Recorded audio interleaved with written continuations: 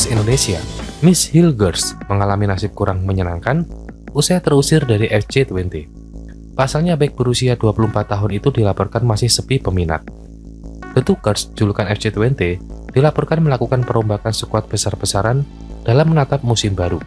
Beberapa pemain akan mereka lepas dan Hilgers dikabarkan masuk dalam daftar pemain tersebut.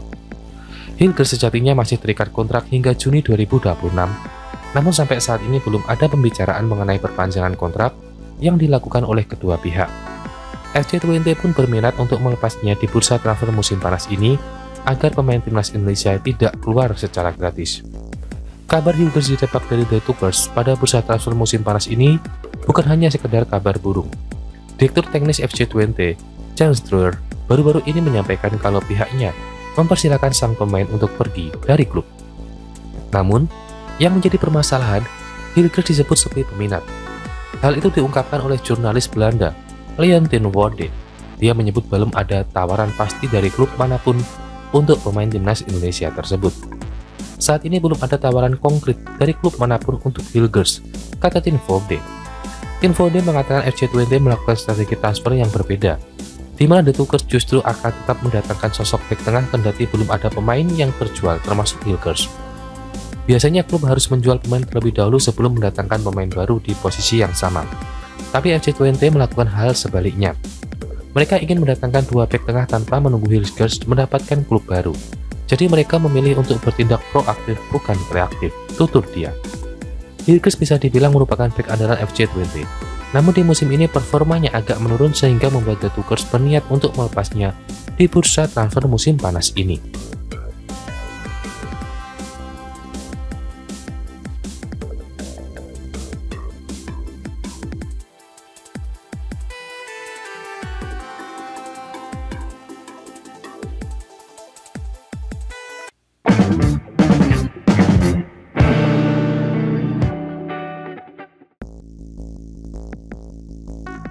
Ketua Umum PSSI, Erick Thohir, mengkonfirmasi bahwa pihaknya mendapat penghargaan dari Federasi Sepak Bola Dunia.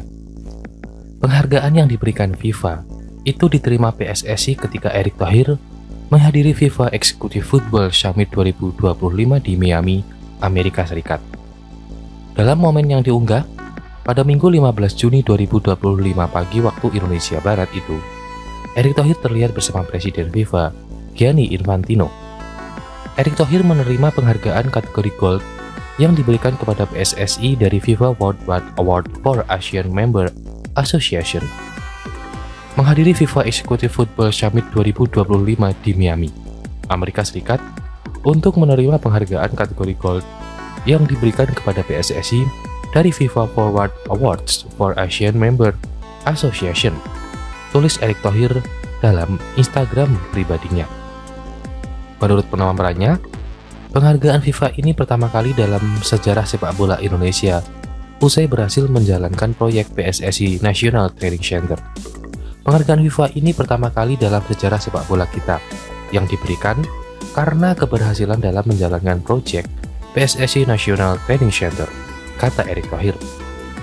Prestasi ini menjadi sebuah kebanggaan dan menambah semangat kami untuk bisa terus membangun sepak bola Indonesia bersama-sama demi masa depan yang lebih baik, imbuhnya. Diketahui PSSI bersama pemerintah dan FIFA telah mewujudkan pembangunan training center PSSI di IKN untuk kebutuhan timnas Indonesia. Karenanya Erick Thohir menyampaikan terima kasih kepada Gianni Infantino selaku Presiden FIFA serta pemerintah yang telah mendukung penuh. Terima kasih kepada Presiden FIFA Mr. Gianni Infantino atas kepercayaannya kepada PSSI untuk terus membangun sepak bola Indonesia. Terima kasih juga atas kontribusi pemerintah yang begitu besar untuk mewujudkan pembangunan training center PSSI di IKN, tutup Erick Thohir.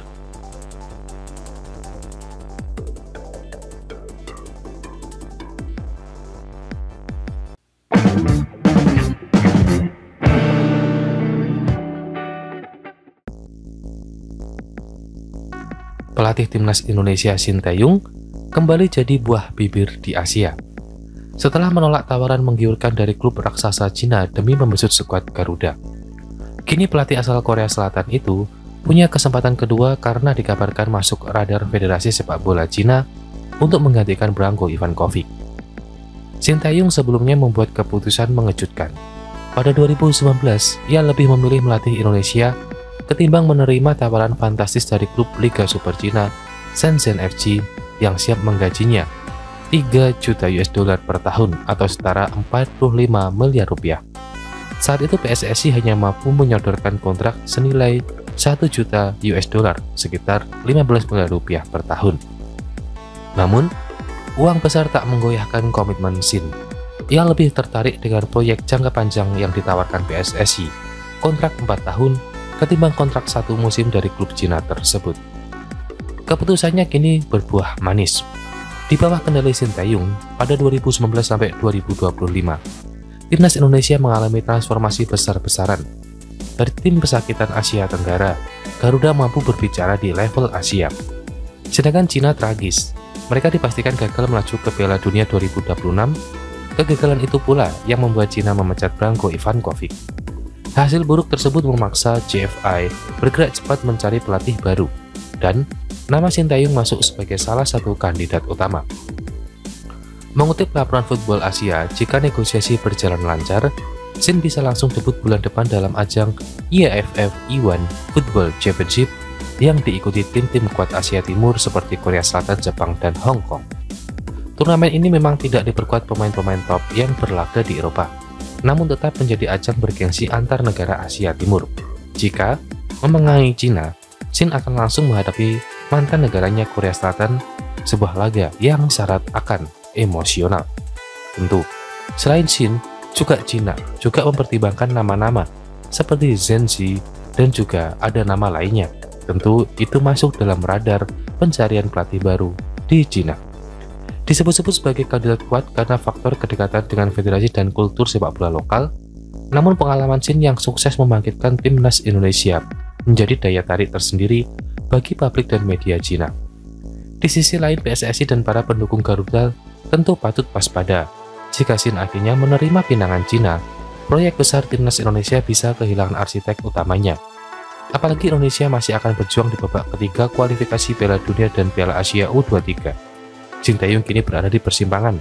Tentunya, hal itulah yang tentu akan kita tunggu informasi sebagaimana update dari perkembangan siapa selanjutnya yang akan Shin labuhkan.